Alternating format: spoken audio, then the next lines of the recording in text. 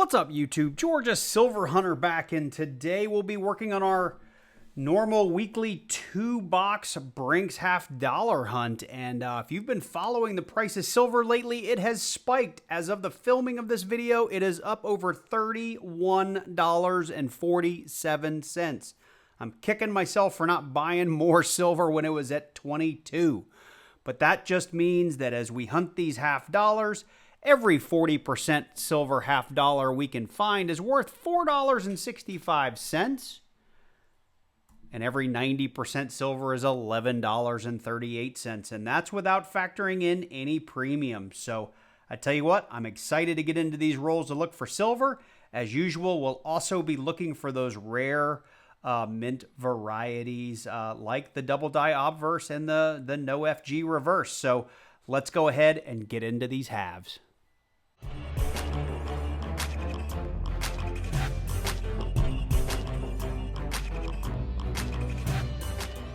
So let's go ahead and get in the first 5, maybe 10 rolls together to see if we get lucky and find silver early. I'm excited to get into these. I hope we do find some silver with the prices where they are. Now, if you are new to coin roll hunting, I do have a document in the description down below this video that has all of the mint errors and varieties that I hunt for on this channel, no matter whether we're looking at half dollars, nickels, dimes, quarters, or pennies. But to call out a couple for our half dollars, we are looking for those NIFCs, which would be 2002 to 2020. We're also looking for San Francisco proofs, both silver and clad. We're also, let's see here, looking for silver, obviously. 1965 to 1970 would be your 40% silver. 1964 and earlier is that 90% that we so want to find in this hunt. What I'm doing right now is just edge hunting these, looking for some silver. I will go back through these, as I said, looking for those errors and giving a closer look for those NIFCs, and I'll bring you in at some point as I find things, and we'll talk about what I have. So far though, it looks like a lot of shiny stuff, like these really super blingy ones are typically your 2021s, 2s, and 3s. That's a 2023 Philly, so I don't pay too much attention to those. So getting here into roll number 6. I do have a lot of blingy looking stuff, but that's like my second or third 1991 Philly that looks like it came out of a mint set. There's a 2000, a 2022. Let's see if we can get through these 4 and get them on the mat here on camera. These are just brand new coins. That's a 2023. Over here making a mess. Roll number 8.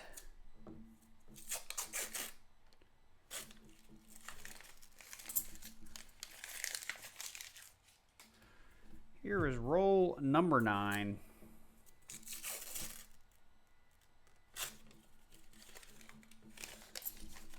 There's one in here that just looks kind of interesting. 2022. Slightly different color. I thought it might have been something older. And here's roll number 10. So far, no silver. Was hoping we'd have some early in the box. And what I'll do now is I'll go off camera. And like I said, I will bring you guys in as we find interesting things of value. If not, we may be cutting straight to box number 2. Well, we are at the end of box number 1. Now, I didn't bring you in along the way. We did find a couple of NIFCs, just nothing too exciting to talk about. The first year, not intended for circulation coin, we did get lucky and find a Philly and a Denver. So if we were filling out books, which we are not at the moment, or at least we don't need these at the moment, these guys are like, I want to say around 2.5 to 3 million mintage each. I'll put them on the screen. And we had a 2016 Philly that we came across as well, and I think that one's around 2.1 million minted. So pretty low mintage, but they're not that hard to find in circulation these days. I don't know why. I don't know if collectors just dumped rolls of them back into the system, or maybe the mint did as well, but we are typically finding at least a few NIFCs in every box. So anyway, we're going to go ahead and hope box number 2 turns this hunt around, and we're going to get into it in just a second. Okay, well here we are with box number 2, and like box number 1, let's go ahead and get into a few rolls here just to see how this box is looking. Maybe we'll get lucky and find a little silver in this one. Now what's funny about these two boxes, and it was probably tough to see what I had on screen, one was super tight, like really thin cardboard, really well packaged. And the other one was a much thicker cardboard, kind of looser. So while these are sister boxes, they don't seem to be like, you know, they were boxed at the same time or maybe even at the same place. Granted, they're both from Brinks, but two totally different box styles on this thing. So kind of weird. Hopefully that'll turn these coins around for us, but who knows? Let's see here. It's just a 1980. Let's do maybe a couple, 2, 3 more. See how it's looking.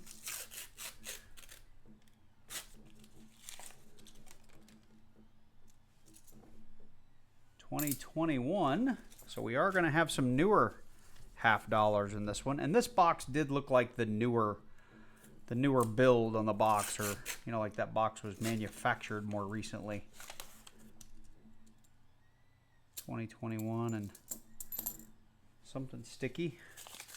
That was kind of gross. It's like a rubber band or something got trapped in there and it's kind of melted. All right, this is roll number 6.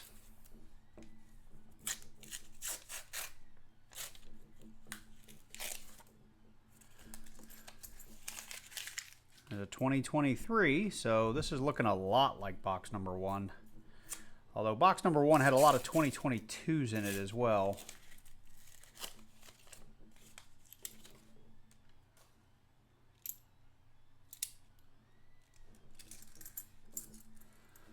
All right, this is roll number 8.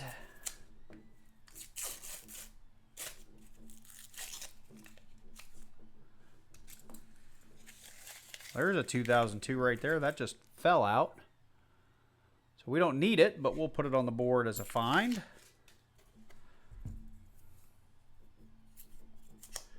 Here's roll number 9.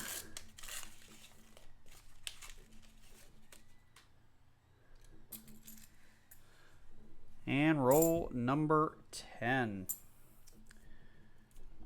Well, hopefully I'll get to bring you back in as we get through this box and we're not just cutting to the wrap up, because that would mean we had 2 skunk boxes in a row, and that's no fun.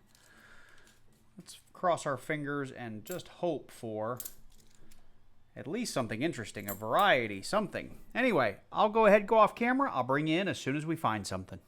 So far, this has been a pretty uneventful box, but we're getting into roll 31. You can see we've got 26 through 30 right here. Getting into roll 31, and real quick, I guess I should say, got a couple of NIFCs along the way, but nothing too exciting. Just got the paper pulled back, and I think we may have our first silver of the hunt. And with silver so high, even a 40%er these days is super attractive. Let's check it out to see if it's just a dirty coin or if it is actually a 40%er. I think it's going to be. Oh yeah, you can tell just from the color.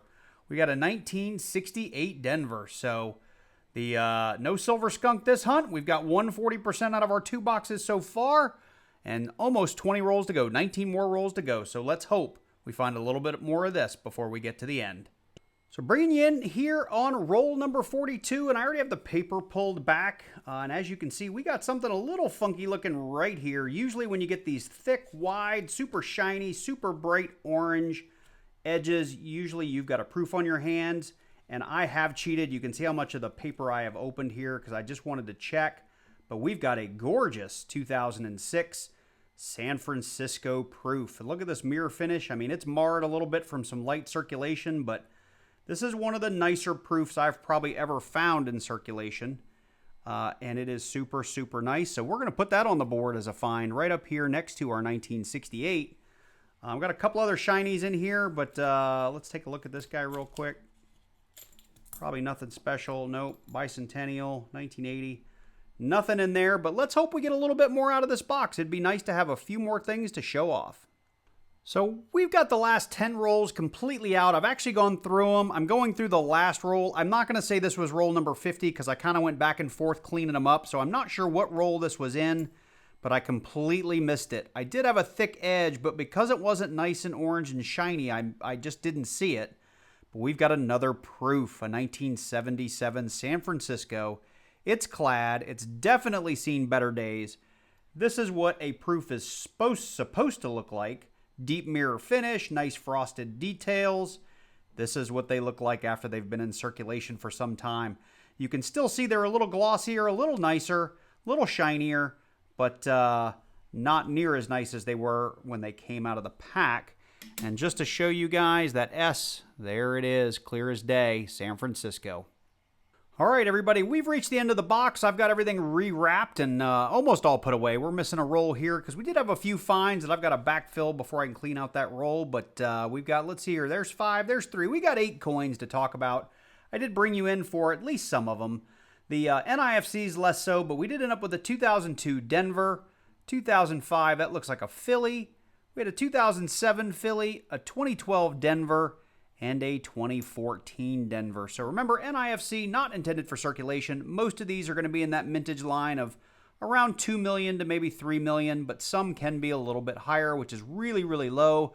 When you think about the bicentennial, or the 1976 Kennedy half dollar, I think had something like 600 million or something made. They're just a ridiculous number of them. So super low mintage on these guys. And we did have 3 pretty cool coins down here to talk about. The 2006 proof is absolutely gorgeous. San Francisco, it's clad. You can see that copper edge in there, so it's not silver, unfortunately, but it's still a gorgeous coin. I'll hang on to it. We had a 1977 in less good condition, again clad. You can see we got that copper line again. Also pretty cool. And again, these proofs are much more rare than most regular half dollars, and maybe even more rare than these. I'll throw the mintages of both of these proofs on the screen. But last but not least, with silver spiking up over $31, finding any silver these days is a great, great thing. 1968 Denver. I posted it on the screen earlier. I'll post it again here for the value on this 40% silver half. So really cool. All in all, anytime we hunt half dollars and find silver, it is a win. So I'll take the 1 silver plus the couple other finds. I'll hunt through these NIFCs to see if I want to hang on to any of them. I'm trying to create another book, but odds are most of those will go back to the bank. Anyway, if you enjoyed this video, I'd really appreciate it if you drop on down below. Click that like button, and while you're down there, leave me a comment. I'd love to hear from you. If you're new to the channel and you like coin roll hunts, I do a whole lot of them. Make sure you do click on that subscribe button, then click that little bell and select all so you get notified each and every time I do release a new video. Special shout out to all my channel members. Thank you guys for supporting the channel each and every month. I really, really appreciate it. And with that, I'm going to be traveling a little bit this week, so it'll probably be closer to the end of the week or this weekend before we see any more content.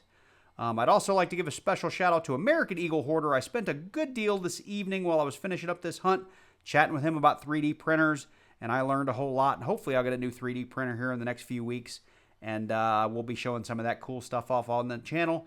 I did also just load up to my store new quarter wraps for wrapping quarters a little easier, and I've put my half dollar wrap. I don't know the best thing to call them, but they basically help you wrap half dollars if you're like me and have to re-wrap them. I'm looking at making some penny, nickel, and dimes tubes to go with those in the future, but it'll be a little while before I can get to that. So anyway, with that, I hope you guys are all doing well. Take care, and I look forward to seeing you in the next one.